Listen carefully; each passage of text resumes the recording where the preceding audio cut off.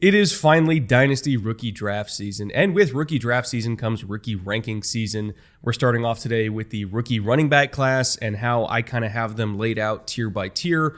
Obviously, this is primarily a film study channel, so a lot of my opinions and grades are determined mostly by film study. And for reference, I charted a minimum of 5 games of straight up all 22 for every single running back on this list, and also several more that didn't make this list.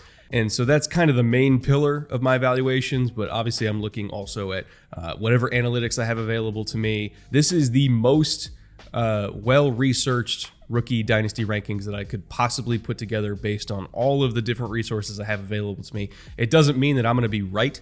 It just means that I did as much research as I could. Now, if you're a member of the Patreon, you already got these last week in Excel document format, and they're still live over there, by the way. So if you are a patron, go check those out. And if you're not a patron and you want to support this channel and everything that we do here, go check me out on Patreon. Every single tier gets access to these dynasty rankings, and there's also a tier above that that's $5 a month that gives you access to a special room of our Discord server that I hang out in a lot more than I hang out in the main one, just because there's a lot of people in the main one and it's easier to have a conversation in the patron tier Discord. So again, if you're interested in supporting the channel, directly in that way, go check out the Patreon. But with that being said, we have a bunch of running backs to talk about. So we're going to start with tier 1, which is fairly obviously only one name deep, and we're going to begin with Bijan Robinson. It seems like for 2 whole years now, we've just kind of penciled in Bijan Robinson as the first overall pick in Dynasty this year. And you know what? Yep, he still is. The hype is 100% justified. There was absolutely zero exaggeration. Everybody who said that Bijan was going to be, the next Saquon Barkley, if not better, they were correct. Pretty much everything that you could want in a running back prospect, Bijan Robinson has it. He has a great frame. His contact balance is incredible. He breaks an absurd amount of tackles. And oh, by the way, you can line him up in the slot and he can run a full route tree as well because he's got great feet and he has tremendous ball skills down the field. To me, he's like a bigger version of Christian McCaffrey. And I don't say that lightly because CMC has been one of the best weapons in the NFL when healthy pretty much since he stepped foot on the field. And Bijan's going to be the exact same way. If you thought that you were going to get him in the late first round in most of your redraft leagues, you're wrong. He's going at like the 5th to 7th overall pick when I do underdog drafts right now. So you're not going to get him past the 7th pick, most likely, regardless of format. Whether it's best ball, whether it's normal redraft, and especially in Dynasty, he's going first overall. So unless you have an extraordinarily high pick in whatever format your league is, you're not getting Bijan Robinson. So this probably won't help most of you. But for all of you that do have those high picks and you're wondering, is this investment actually worth it? Is the hype real?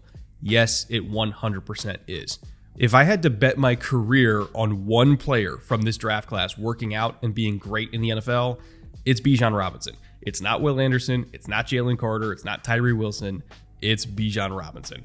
Gun to my head, that's the pick. So if you have the first overall pick in Dynasty, don't second guess it. He's the dude. I know, Bijan Robinson, first overall. Super shocking. I'm sure many of you were floored by that. But that's about where the chalk ends in my rankings, and I'm not afraid of that. I've been doing this long enough that I've had some pretty wild opinions before that have paid off, and I've had some wild opinions that did not pay off at all.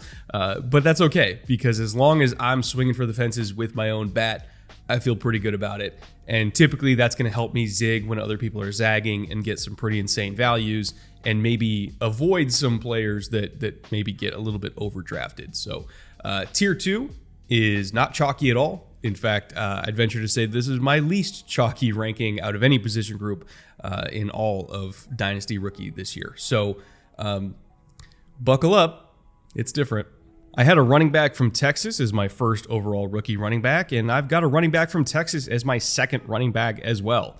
To me, as far as Dynasty rookie drafts go, Roschon Johnson is going to be my second rookie running back off the board, and I'm going to sleep like a baby when I take him. I know that in 99% of Dynasty rookie drafts, Jahmyr Gibbs is going to be the second rookie running back off the board, and we will get to him. For me, he's technically RB4 on this list, and I do have a very good reason for that. But first, I want to talk about Roschon Johnson and why I have him as my second highest rated rookie running back in Dynasty rookie drafts. Were it not for Roschon being stuck behind Bijan at Texas, he would have been seen as one of the best running back prospects in this entire class. He just didn't get that big of a workload because, well, Bijan is Bijan. But statistically speaking, and also when watching him on tape, he was just as efficient on a per carry basis as Bijan Robinson. In fact, when you're looking at yards after contact per attempt, Roschon was at 4.3 and Bijan was at 4.1. In terms of missed tackles forced per attempt, he was first in all the FBS out of every single running back, which is literally hundreds and hundreds of running backs. He was first in missed tackles forced per attempt at 0.35. Even Bijan himself was lower than that at 0.28, which was also a great mark. But Roschon, in terms of tackle breaking ability and just running dudes over, he was by far the best back in college football at that. He is just incredibly hard to bring down on first contact. He's incredibly strong. He has great contact balance, and he has way better burst and speed than I think he's given credit for. And maybe it's because he kind of has this weird upright running style that maybe sometimes makes him look like he's going slower than he actually is, but he really does have legitimate juice, and he showed at the Senior Bowl that he can catch some passes too. So I kind of see him as like a better version of what we got from Brian Robinson last year. And I loved Brian Robinson last year. Like, I had him as one of my 3 rookie running backs that I highlighted because I thought he was going to come in there and take Antonio Gibson's job. And he did. And I think Roschon's even better. Now, unfortunately, he is in a backfield with Khalil Herbert, who once upon a time I also had as a top 4 rookie running back in his class. And that ended up being surprisingly a correct take. I actually didn't expect to be right about that one, but I was a big Khalil Herbert stan. And he ended up being a really great running back to the point where they let Dave Montgomery walk to the Lions, and Roschon's going in the same backfield as him. So I don't necessarily think that he's going to get a crazy workload like potentially Bijan might get eventually. But I do think that Roschon is so good that he will get a bigger workload than people think. And if Khalil Herbert, knock on wood, if he gets hurt, Roschon's going to be an RB1 every single week. He's going to be in an offense that's going to run the absolute shit out of the ball. Whether Herbert's healthy or not, he's going to get red zone touches. He's going to get goal line touches. He's going to get third down work. He will get work in this offense. The Bears see him as like a second or early third round talent that they just happen to get in the fourth. And I happen to agree with them. He is a really, really good running back. I know the situation is going to be scary for some people, especially for Khalil Herbert owners who maybe don't want to double down. But at this point, I'm just betting on the talent. And I'm betting on the fact that this is a top 5 running back in all of college football last year who has almost no tread off the tires and is going to a run-heavy offense that will feed him the ball eventually. At worst, especially in redraft leagues, he's going to be like the ideal handcuff for Khalil Herbert truthers. But for dynasty folk, especially like you and me, I think that this is an investment that will pay off. You just have to believe in the talent of Roschon Johnson, and I believe in the talent of Roschon Johnson. Now, that being said, I still don't have Jahmyr Gibbs as RB3 behind Roschon because I have Zach Charbonnet as RB3 behind Roschon. And it's a similar kind of story for Charbonnet. You know, it's unfortunate that he's in a backfield with Kenneth Walker. And I'm talking about for fantasy purposes. For real football, I mean, that's an amazing backfield, and I think Seahawks fans should be stoked. That was a great pick for them. But for fantasy purposes, I think it's a valid concern that they're going to be cannibalizing each other's touches. And so that's why I have Charbonnet as RB3 and not RB2, because he ended up going to that situation. But that being said, in terms of, again, betting on the talent, Zach Charbonnet to me is a more talented runner than Jahmyr Gibbs. It doesn't mean that Gibbs is not arguably a better overall weapon because of what he gives you as a receiver. But if we're just looking at pure runners and guys that will get goal line touches, will get red zone touches, they'll get opportunities to score, I think that Zach Charbonnet, even as the running back 2 in Seattle, is going to get more opportunities to score than Jahmyr Gibbs is. Plus, again, if Kenneth Walker, knock on wood, gets hurt, Zach Charbonnet is going to be an RB1 every single week. Like, he 100% will be an RB1. He will get fed the ball. He will produce like crazy. That's why they drafted him, is just in case Kenneth Walker got hurt. This is a franchise that historically has a lot of running backs get hurt to the point where, you know, they called Marshawn Lynch out of retirement just to get through the season a few years ago. So this is a team that is willing to kind of spread the load among their running backs so that they stay healthy. So Charbonnet will get carries and he will get red zone touches anyway. But if Kenneth Walker goes down, he's going to be monstrously productive. And to be perfectly honest, I think that he's so talented that he'll be productive anyway, even as an RB2 in that backfield. He has size, he has great feet, I mean, he's even tied with Bijan at 4.1 yards per carry after contact. We're talking about just after contact, he's averaging 4.1. That is nuts. Zach Charbonnet is incredible. He's one of the best backs in the country. And, situation be damned. I'm just kind of betting on the talent here. And especially in a format like Dynasty, where long plays are often what you do want to bet on, and you're just looking at who's the best player, who's the best talent, and let me just get the best talent, and it'll kind of sort itself out eventually. Zach Charbonnet is one of the best bets that you can make on just talent in this whole draft class.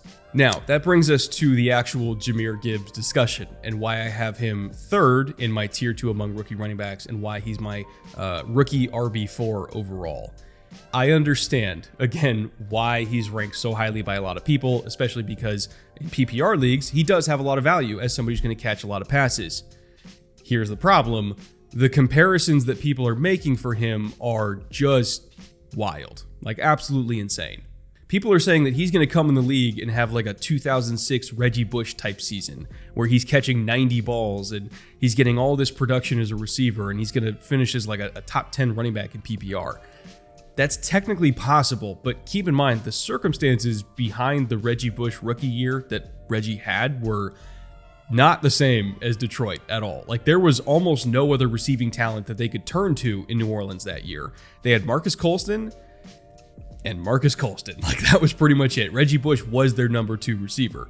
If we're looking at the Detroit Lions offense, Jahmyr Gibbs, at best, is their 3rd receiver because they got Amon-Ra St. Brown, and eventually when he gets back from suspension, they're going to have Jameson Williams. So you're betting that he's somehow going to catch 90 balls when there's 2 wide receivers in that offense that are going to be ahead of him in terms of the hierarchy on 3rd down. That's probably not accurate. And then when you take into account that, looking at the running back last year who filled that same role, DeAndre Swift, who did have some pretty monster weeks. Like there were some weeks where DeAndre Swift absolutely carried people, and I understand that. But he wasn't getting all the red zone touches. He wasn't getting all the goal line touches. That was Jamal Williams. And this year it's going to be David Montgomery, who I think is even better than Jamal Williams. So when they're getting inside the 5-yard line, is Jahmyr Gibbs going to be on the field? Probably not. It's probably going to be David Montgomery, who could get, 15, 16 touchdowns this year. Just because this is a really good offense, it's going to get a lot of different red zone appearances.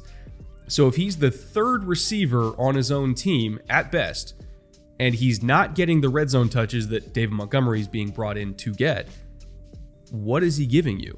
Maybe we get like 65, 70 catches out of him, which is great. I think that Jahmyr Gibbs is a very good player. And this is where I kind of want to separate the fantasy discussion from the real football discussion, because Jahmyr Gibbs is a great football player. In terms of real football, like he's going to be phenomenal for them as a role player. He's going to get them out of a lot of jams on 3rd downs, believe you me. But from a fantasy perspective, again, he's the 3rd receiver at best on his own team, and he's the 2nd running back at best on his own team. And we're talking about taking him 2nd overall in Dynasty when the role is just not the same. He's getting comparisons to Alvin Kamara right now, and that drives me up a wall because they're not the same player. Like Alvin Kamara, great receiver, 100%. I understand that. But as a runner, the reason why Alvin Kamara is because he gets low red zone touches because he's fucking 215. He's big. Jahmyr Gibbs is 199. Like even Bama wasn't giving him goal line touches. And we think that the Lions are going to when they have David Montgomery on the team. Like the Kamara comparison just doesn't hold water to me. They're not the same size. They're not the same skill set. They both catch the ball really well. They both run great routes. They're both explosive through the air. But as a runner, Kamara is just orders of magnitude better. There are 2 running backs in the last 15 to 20 years that were 199-ish pounds, or rather just that kind of barely 200, a little bit sub 200 pounds, that ended up being RB1s in terms of getting carries, red zone touches, and catches. And it's Jamal Charles and Austin Eckler. And even then, Austin Eckler's put on a lot of weight since he got in the league. He's not 195 anymore. He's like 210, something like that. He's rocked up now. Jamal Charles stayed about that size his entire career, and he was incredible. But like, are we betting that Jahmyr Gibbs is Jamal Charles, a Hall of Fame caliber running back? Is that the gamble that we're making? Is that he's another historical outlier to this size profile, and we're taking him 2nd overall in Dynasty? I don't know, man. I don't know. That's That's a little rich for me. So, separating out fantasy from real football. In real football, Jahmyr Gibbs is awesome. He's going to be great. I don't want this to make it sound like I'm hating on Jahmyr Gibbs, the player. He's a great player. In fantasy, that's totally different. And in fantasy, we're looking at role, we're looking at situation, and we're looking at skill set. And all of this adds up to me as Jahmyr Gibbs being, maybe an RB2, depending on how much work he's getting as a receiver. Maybe in the first 6 weeks, he's getting a lot of targets because Jameson Williams is not there. But in a lot of weeks, he's going to be a flex play. Like, I don't see the RB1 potential here, at least not in Detroit. There are other situations around the league where, he probably would get more work, but not for the Lions. So I don't know. It's a little rich for me. I'm not going to own him in any leagues, not because I don't like him, but just because he's going to get drafted way before I'm comfortable taking him. So that's kind of me speaking my piece here on that. I mean, he's 73rd among FBS running backs in yards after contact per attempt. He's 67th in missed tackles forced per attempt. He doesn't break tackles. He doesn't convert red zone touches. Like, I don't know, man. I don't know. I don't like it. You guys can take him second overall. I'm not going to do it. I'll take JSN or something. Whatever. Anyway, let's get to tier 3 because there's a lot of really interesting players in tier 3 that are going to go really late in redraft and really, really late, especially in best ball. I was getting some of these guys in like the 16th round when I was doing best ball mania drafts this week. And they're crazy good values. So these are the names that most people don't know about that you're going to get good values on. And in Dynasty, I think that some of them are definitely worth a swing. As you can see, this tier is absolutely loaded with names. It's our biggest tier. We got Tank Bigsby, Kendre Miller, Chase Brown, Deuce Vaughn, Tyjae Spears, who would have been higher if he didn't have a pretty severe medical flag that kind of scares the crap out of me. Zach Evans is also here. Israel Abanikanda, who unfortunately is now RB3 with the Jets. I really wished he went to a different spot because I think he's very talented, but situation's going to be tough for him. Sean Tucker, who again, I'm probably not drafting because of medicals, but he's really good. So somebody will take him in the last round, and I totally respect that. Devon Achane as well in tier 3, who went to Miami, which is probably the absolute perfect place for him. But we're going to start with Tank Bigsby, who was one of my favorite running backs in this class, especially for teams that run a lot of outside zone. He was wickedly productive on outside zone, especially kind of using his speed to kind of string things out front side, bait the linebackers to kind of jump front side, get the safeties, really widening out that angle. And then he would just slam on the brakes. He has a really nice dead leg cut, and he would just get right up the field and go. Very, very talented, slashing running back, especially on outside zone. The reason why I have him on tier 3, though, is because unfortunately he went to a team that doesn't run a whole lot of outside zone, which is his best run. He had 5.9 yards per carry on outside zone and 4.1 on inside zone, because I don't necessarily think that in terms of having the decisiveness that you need on inside zone, I don't necessarily think that he's as good there. He's better, and it's similar to Israel Abanikanda, actually. He's better where he can kind of, string it out a little bit more to the edge and just kind of let the flow come to him, and then he can find the crease. That inside zone just hits a lot faster, hits a lot harder between the tackles, and some guys read it and are really good at that, and some guys they don't. Not that he's bad in inside zone, but I think he's just average at it, whereas outside zone he would find holes that were just crazy. Like his vision on outside zone is nuts. Unfortunately, though, again, the Jags are 6th in the NFL in terms of percentage of their runs being inside zone at 31%. That's a lot of inside zone, and they're 26th at calling outside zone at 14%. So again, the fit's a little bit wonky, but maybe this is Jacksonville's way of saying that they want to run more outside zone in 2023 because they're taking Tank Bigsby, who kind of specializes in that. He does break a lot of tackles. He's 23rd in all of FBS in terms of missed tackles forced per attempt. I wish I could show those for you, but again, the SEC is up my ass about not posting SEC film, so I'm not going to do that. A little bit annoying, but it is what it is. But he's really good. He's a very talented runner. Very, very talented runner. I understand the Travis Etienne situation is also a factor here because I love Travis Etienne, and they both kind of do the same thing really well. So maybe this is more of a handcuff pick for Etienne in redraft leagues. And in Dynasty, again, he's going to be, the 5th or 6th running back you take because he's going to be locked behind a really good starter, just like Roschon and just like Charbonnet. but I'm really betting on the talent here. I am betting on the fact that this is a very good running back that, knock on wood, if Travis Etienne gets hurt, he could be an RB1. I really do believe that. Even though he's going to be still splitting touches with Jermichael Hasty and all them, he is so good that I think he could be that type of producer if he gets an opportunity. Unfortunately, a lot of these rookies are going to situations where they're not going to be the RB1. Even Bijan is going to have like a 60-40 split with Tyler Algier, right? None of them are going to get 75% of the touches. So we are just trying to identify the talent that with whatever touches they do get, they can make the most of them. For me, Tank Bigsby fits that mold, and that's why he's my 5th running back in this list. Next up in tier 3, we're going to look at Kendre Miller, who went to the Saints. He's my RB6 overall.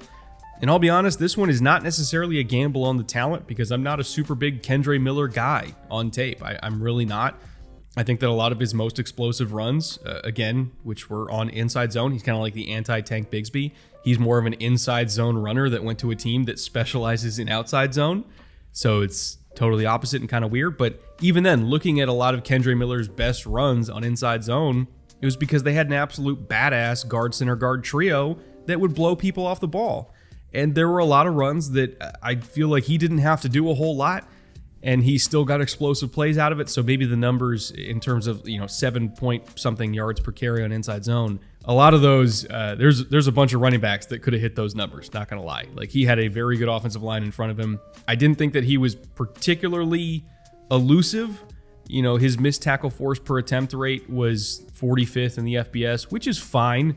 It's not like he can't break tackles. There's some running backs on this list like Deuce Vaughn that were 133rd. So it's not like he can't break tackles. He definitely can, but he kind of could only do it in one way, and that's he had a really nice spin move where he would just kind of bounce off people and spin off of it. But I didn't think that he had a good jump cut. I didn't think that he had a dead leg in the open field. I don't know. He's fine. But I felt he was a little bit overdrafted by the Saints. But the reason why I have him this high is because he's going to get a lot of work with the Saints. I think the Alvin Kamara situation, like legally, is not good.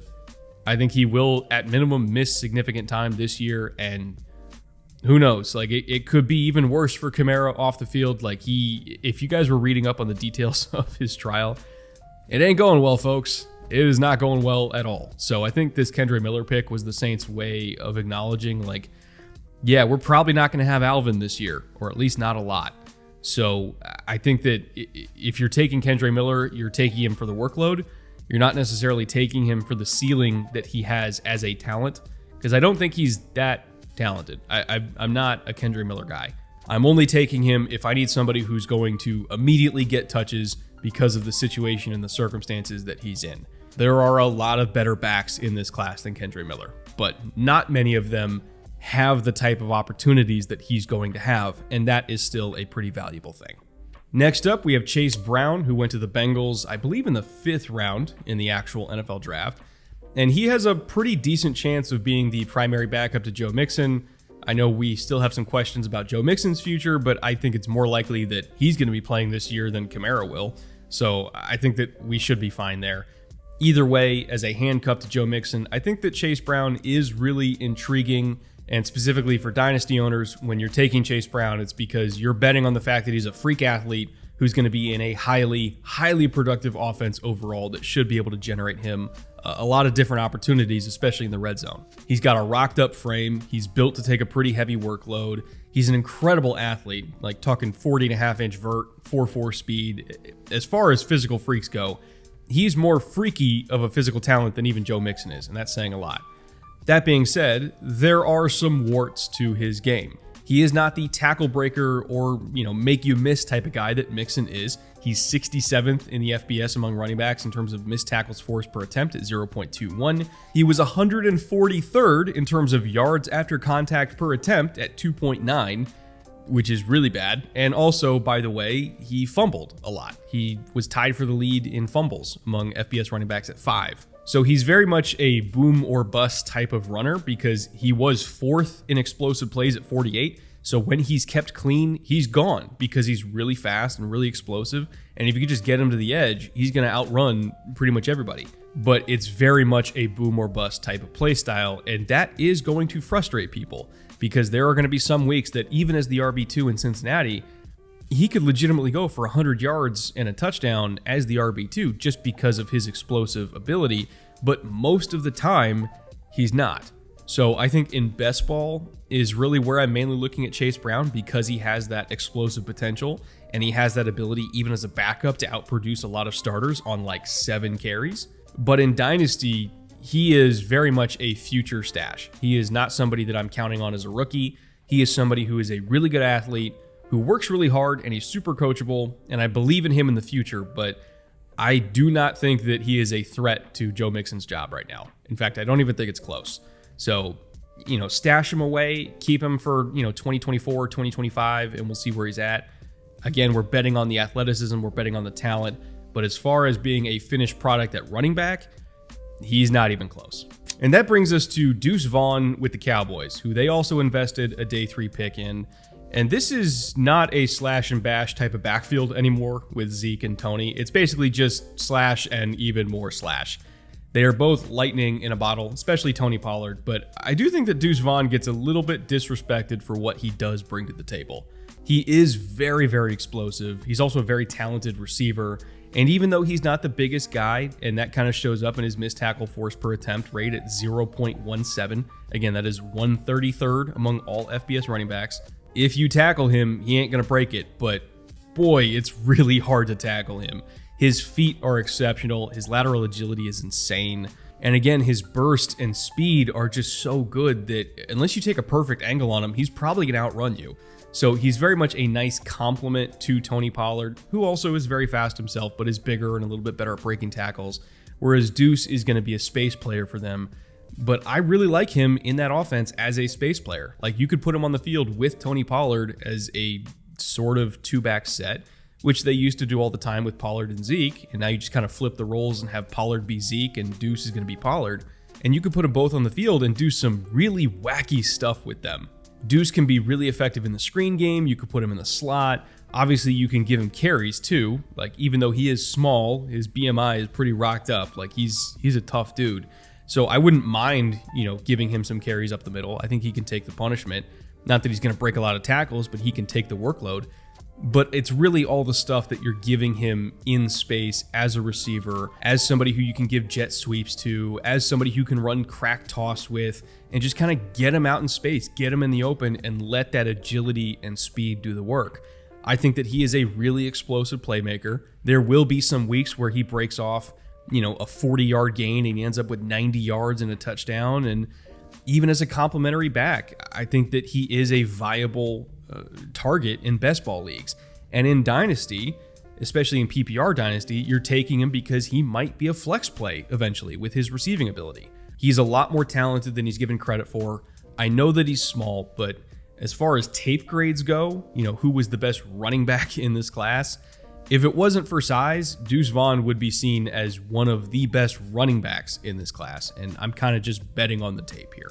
I'm going to skip over Tyjae Spears and get to Zach Evans. As it relates to Tyjae, I think that redraft and best ball and Dynasty are very different conversations for him, because I think that even though he's a spectacular running back and he's one of the best backs in this class, and I'll probably say this for Sean Tucker too. Sean Tucker's a great running back as well.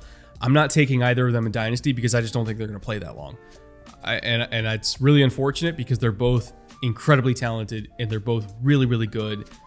But in Dynasty specifically, we're looking for longevity. We're playing the long game here. And these guys might maybe play 3 or 4 years if what I'm hearing about the medicals is true. So if they play longer than that, great. I would love that for them. I want them to get, the generational wealth. I want them to be great players. But as far as drafting them in Dynasty, it's a little sketchy for me. So I'm not drafting them in Dynasty. I will draft them in best ball. I will draft them in redraft and roll the dice on it there. But for a long-term play, I think I would rather just take Zach Evans, who himself, by the way, is also a very talented running back and somebody who I think is very underrated in this class overall. Again, Zach Evans, SEC running back. I can't show you the film on this one or they will probably have me killed, but just trust me on this. His running style to me is very reminiscent of Travis Etienne. And especially in that offense with the Rams, right? It's a very zone run based offense.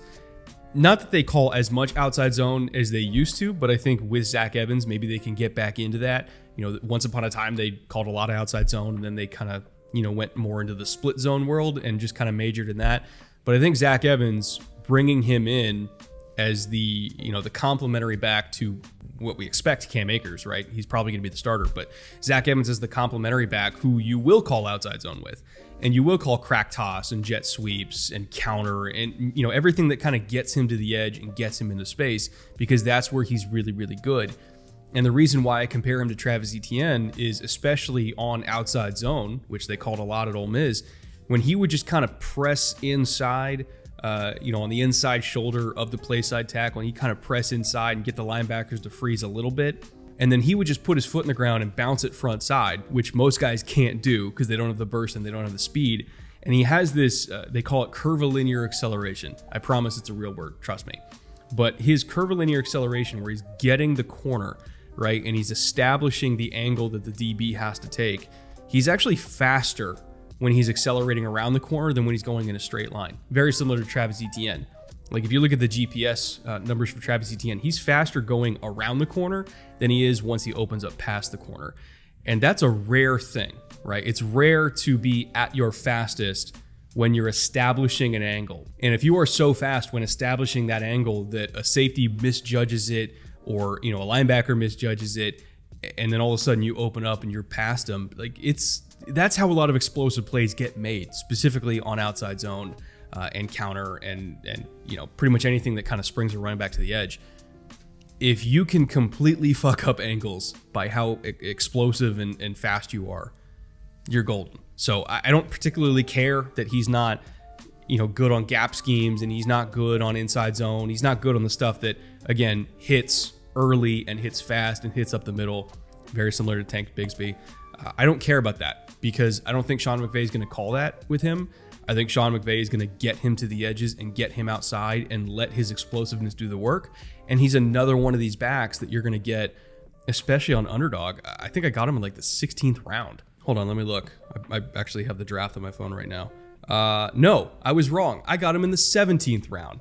10th pick of the 17th round, pick 202 overall. And he's going to be used like a lot in this Rams offense. He really will, because he has a different skill set than all the other running backs in the team. And he brings a different style, and he brings a different level of explosiveness, especially to the outside, that every other running back in the team just doesn't have right now. So he's going to get used, and you're getting him, I'm not even kidding, the second to the last round in Underdog right now. It's nuts. And in redraft, he's probably not even going at all. And in Dynasty rookie drafts, he's probably going in the last round too for most people. So Zach Evans, come on down. You're going to be on every team that I own because nobody is paying attention to him for whatever reason. And he's really good. So anyway, that brings us to Israel Abanikanda, who went to the Jets, and he's the RB3 at best, probably the RB4 in the depth chart. But that doesn't mean that he's not super talented. And I will defend Israel Abanikanda to the death. He's a one-trick pony, but it's a hell of a trick. The traits that work in Abanikanda's favor are that A, he's very young. He's going to be a 20-year-old rookie. He's 215 plus pounds with legit 4.3 speed, a 41-inch vert. He is a freak athlete among freak athletes, like an absolute ridiculous physical talent. That being said, he doesn't really know how to break tackles yet. He was 148th among FBS running backs in terms of missed tackles forced per attempt. Most of those are going to be on inside the tackle type of runs. Again, gap scheme, power, inside zone, anything that kind of hits fast and early. He really doesn't know how to make people miss when the pace of the run is quicker. He only really makes people miss on outside zone. But boy, when you call outside zone with him and he hits it, he's gone. He got a ridiculous amount of touchdowns and a ridiculous amount of yards this year, literally just on outside zone. Like, that's pretty much all he can do. And there's a lot of running backs in this class with that same type of profile. I mean, I just talked about one in Zach Evans. And Israel Abanikanda is Zach Evans, but just cranked up even more in terms of being one-dimensional. But that one dimension is gorgeous. Like, I definitely thought that he was going to be a 49ers running back because that's what he does well, or a Dolphins running back because that's what he does well.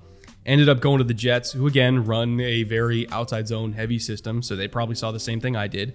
They will never call a gap scheme run with him. They will never call inside zone with him because they know it won't work. He's not ready to run anything but outside zone.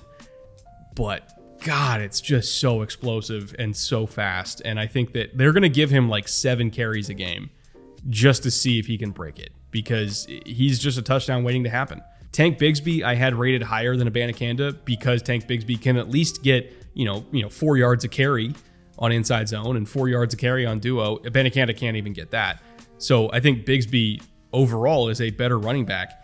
But if we were just calling like one strong side outside zone run call, right? And there was any running back in this class where it's like, Brett, we need a touchdown from 70 yards out. Who are you giving the ball to on this one carry? It's probably Israel Abanikanda. I'm not kidding. He is that explosive. He is that fast. And if he just hits the crease, there's nothing the defense can do about it. He went in the 5th round in the real draft for a reason. I'm not disputing that. And he probably won't be on most of my teams because I have a lot of running backs rated higher than him.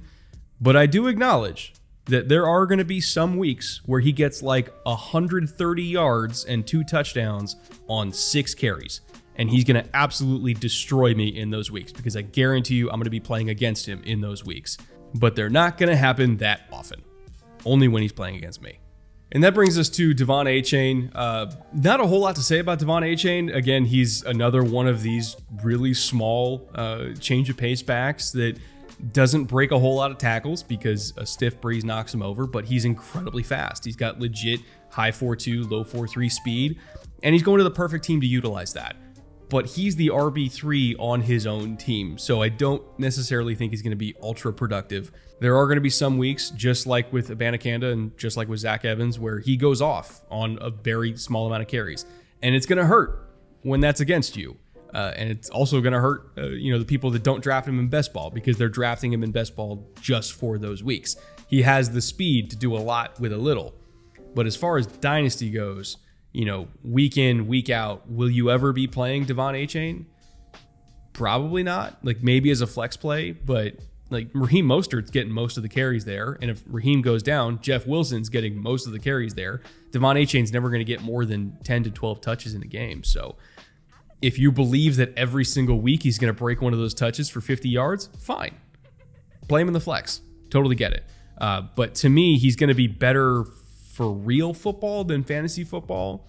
And I think that best ball is really, the main spot I'm going to be taking him just because every once in a while he's going to have a monster week and, carry me in best ball. But for Dynasty specifically, That brings us to tier 4, which is full of a bunch of running backs that I do generally like as players, but I think that they're also kind of stuck in really murky backfield situations, and they're definitely only going to be role players, at least for now, but who don't have the same explosive potential of Achane, Abanikanda, Evans, even Deuce Vaughn. So in terms of getting limited touches but still being highly productive with them, I don't necessarily see that potential. Again, I see them as RB3s on their own team, even in some cases, or as receiving backs who just don't quite have the same juice of the others. But that doesn't mean that they're not good football players. It just means that both from a fantasy and from a real football perspective, they're going to be depth pieces and role players more so than major contributors, at least for now. We're going to start with Dwayne McBride from the Vikings, who is not that explosive, and he's definitely not that fast. But he does have great contact balance. He breaks a lot of tackles. I think he's got good vision. I think he's a solid, reliable, RB3, RB4. He just happens to be in a situation in Minnesota where, assuming Dalvin Cook is going to be there in September, he's the clear RB1. Alexander Mattison is a very, high-end RB2. Ty Chandler is very explosive, very fast himself. I think that he would get more touches than McBride anyway if Cook went down. I just think he's kind of stuck in a very rough backfield situation from a fantasy perspective. I think the Vikings are thrilled to get him in the 7th round as their RB4. You could do a lot worse than Dwayne McBride as your RB4. I just don't think he's going to get a lot of work.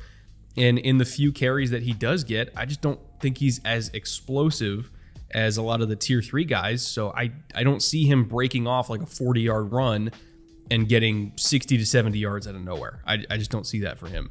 He's solid. He'll be fine, but he probably won't be that big of a factor unless either Cook gets traded or somebody gets hurt, and then maybe he'll get some more red zone touches. But that's, again, we're talking about like a last round, swing for the fences type of gamble here. Chris Rodriguez Jr., very similar type of story. I think that he's in a loaded backfield himself, and I know that they really loved him. They had a monster grade on him coming out of Kentucky. I think they said they had a 3rd round grade on him. They got him in the 6th round. That's a little bit rich for my blood, thinking he's a 3rd round pick, but I understand why. He's a tackle breaking machine. He's a physical runner. Again, not super explosive, not super fast. So I don't think that he's going to compete with Antonio Gibson for 3rd down duty. I don't think he's going to compete with Brian Robinson even for 3rd down duty. I think he's just another hammer that they have in that backfield that if one of the top 2 guys gets hurt, you can give him some work. But I think we're maxing out at 10 to 12 touches here. Even Antonio Gibson, who has his problems, I still think he would significantly outtouch Chris Rodriguez if Brian Robinson happens to go down. And if Robinson doesn't go down, then Robinson's clearly still the lead back in this backfield to me. I like Rodriguez as a player. He's just in a really, really tough situation fantasy-wise. Again, it's a better real football situation than it is a fantasy football situation, and that's fine. But, we're trying to win fantasy leagues here, and I just don't think he's going to get that many touches. And then we got Kenny McIntosh, who is probably going to be the RB4 on his own team in Seattle. We already talked about Zach Charbonnet, who's the RB2 there, and I really love Charbonnet. But Kenny McIntosh is going to play an entirely different role. He's going to be primarily a 3rd down back for them, probably primarily a receiver for them, which then cuts even more into Kenneth Walker and Zach Charbonnet's production. But again, it is what it is. Every backfield in the NFL is a committee of some sort, and Seattle's just going to be even more of a committee.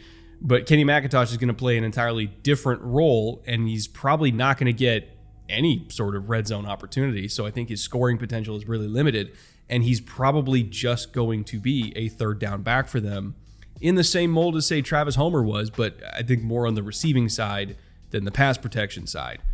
And I do think that Kenny McIntosh doesn't get enough credit for how good of a receiver that he is. I mean, he's one of the few running backs in this class where, Georgia would release him down the field and throw wheel routes like 25 yards down the sideline to him, and he would catch him. He has great ball skills. Some of the best ball skills of any back in this class. Like, there's a lot of backs that I'm not throwing to them at all. They just can't catch. But Kenny McIntosh has wide receiver-like ball skills, and he's very good at making the first guy miss, even though athletically he doesn't really have a lot of juice. But in terms of, like the one cut, like that one dead leg cut where you can change direction and, kind of catch somebody leaning a little bit too far, he's got that. That's all he's got, but he's got that. So I think when you take into account that he's got great ball skills, you can actually run routes down the field with him. And even though he's not the most athletic guy, he could still make the first one miss because he somehow has a really wicked dead leg. There's something there with Kenny McIntosh. He is not going to get the same level of work as Kenneth Walker ever. He's not nearly going to get the same level of work as even Zach Charbonnet. But I think between the 20s on 3rd downs, could he catch 4 balls in a game and get 35, 40 yards and maybe every once in a while break one for a touchdown, and especially in best ball come through for you? Yeah, he probably could. So out of anybody in this tier, if I'm taking any of them, well, almost any of them, as like my last round pick on Underdog, it's probably going to be Kenny McIntosh because at least I know he has a role. From there, we're going to look at Eric Gray, who is, again, at best, the RB3 with the Giants. Saquon's still there. He's going to be the bell cow. And when Saquon's not getting the ball, Matt Breida's getting the ball. So Eric Gray, unless one of the top 2 guys gets hurt, he's probably getting like 4 or 5 touches in a game. He's purely going to be a breather back, and that's okay. Again, he's another one of these guys that's not super explosive. I don't think he's got great long speed on tape. And so the few touches that he does get, I don't think he's going to capitalize on them. He's somebody who I think really does need volume to be productive, and he's just not going to get volume. But if you think that you need somebody to be a handcuff to, say, Barkley or Breida, who both have a history of not exactly being healthy, I can understand the argument for taking Eric Gray as one of your later round dynasty picks, which is why he's tier 4, not tier 5. And then finally, we have Evan Hull, who went to the Colts, and he is another similar type of profile to McIntosh. I think McIntosh has better ball skills, And I think that, you can release him down the field more than Evan Hall, but Evan Hall will play a similar role in the sense of he is the receiving back for the Colts. I think that Jonathan Taylor can catch the ball, and I think Zach Moss can catch the ball, but if they want to get a breather on the sideline and it's 3rd and 7 and you want to run it back on the field who you can run option routes with, who's really good in the screen game, somebody who is super explosive, really fast, and if he gets 3 catches in a game, he could probably get 30 yards out of it and convert 3 first downs and be a very valuable member of that team. Again, as a fantasy contributor, probably not a whole lot, which is why he's in tier 4, but as a role player for the Colts, he's going to be a similar role player that McIntosh is for the Seahawks. Pure 3rd down back between the 20s. They have a true bell cow in Jonathan Taylor. They don't need him to get a whole bunch of carries, but he's good at what he does. He really is. So you're taking him as a handcuff to the handcuff that has some receiving upside. And then finally, after tier 4, just very briefly, I'm going to show you my tier 5. That's going to be Keaton Mitchell with the Ravens, Deneric Prince with the Chiefs, and Lou Nichols with the Packers. I'm probably not drafting any of these guys. It would have to be a very long draft for them to end up on any of my teams. And to be honest, they're probably going to be practice squad players with their own teams, but I thought they were worth a mention. Keaton Mitchell, very fast, very explosive. He's probably going to be their new Justice Hill, but Justice Hill is still on the roster. So I don't think that, unless Justice Hill gets moved or cut or something like that, I don't think that Keaton Mitchell's going to beat out Justice Hill. He's just the future Justice Hill, so he'll probably be on the practice squad for the Ravens as, a very fast slashing back that they'll stash for the future. Deneric Prince, again, really explosive, really fast. I don't necessarily think they have a roster spot for him, so he'll probably be on the practice squad for the Chiefs. And if somebody gets hurt, they can call him up. And he is so fast and he is so explosive that he is another one of these guys where one touch can go for 40 yards and all of a sudden, you're looking at somebody who's getting 7 carries for 70 or 80 yards, and he can be really productive for you. I just don't think he's going to be on the roster. I think he's going to be on the practice squad, and that's kind of more of a 2024 look ahead than it is for 2023. And then Lou Nichols for the Packers, again, probably a practice squad candidate for them. They also have a bunch of running backs that I like. And even though he does fit their style as like that 220-pound bowling ball type of back, I just don't see him making at least the active roster for this year. He, again, is a practice squad guy. So if you happen to be this deep in a dynasty draft, fine, draft one of these guys. But draft everybody else on this list before you get to Keaton Mitchell, Deneric Prince, or Lou Nichols. All right, that will almost do it for today. That was 21 rookie running backs that we went over, and hopefully we gave you some sort of clarity on the roles that they're playing and the situations they're going into and the skill sets they bring to the table and how that relates to Dynasty. That being said, from a non-Dynasty perspective, running back is really hard this year. It's really, really hard because every team has a committee. At least 90% of teams have a committee that is soul crushing, I think is the best word to use. And it's really hard to figure out on a week-to-week basis who to play. Who's getting more touches, situationally, who's going to be prioritized, what's the game script look like and all that kind of stuff. It's really annoying. And so if you find that annoying, like I do, and you want a little bit of change of pace in fantasy, check out Underdog because it's best ball format. They have the biggest best ball tournament ever going on right now, Best Ball Mania 4. There's $15 million in prizes. It's the biggest best ball tournament ever, like by a mile. They kind of beat their own record. Last year, I think it was 10 million. This year, they're like, yeah, fuck it. We'll throw 5 more million into the prize pool. So it's huge. And in best ball, again, the best lineup that you can statistically have for your team from week to week gets automatically calculated. You don't need to try to guess, what's the week that Zach Evans pops off? What's the week that Devon A-Chain gets an 80-yard touchdown?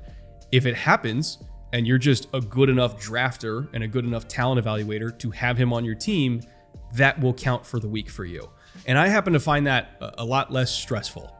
At my age, fantasy football, I don't need to stress over another thing and get mad watching Red Zone again because, Chase Brown got a touchdown that I wanted Joe Mixon to get. It's fucking annoying, right? So I like best ball, for that specific reason, because it's more stress-free fantasy football and I can make a lot of money. For instance, I did 2 Best Ball Mania drafts yesterday because I wanted to see where Bijan was going and where it could get Roschon Johnson.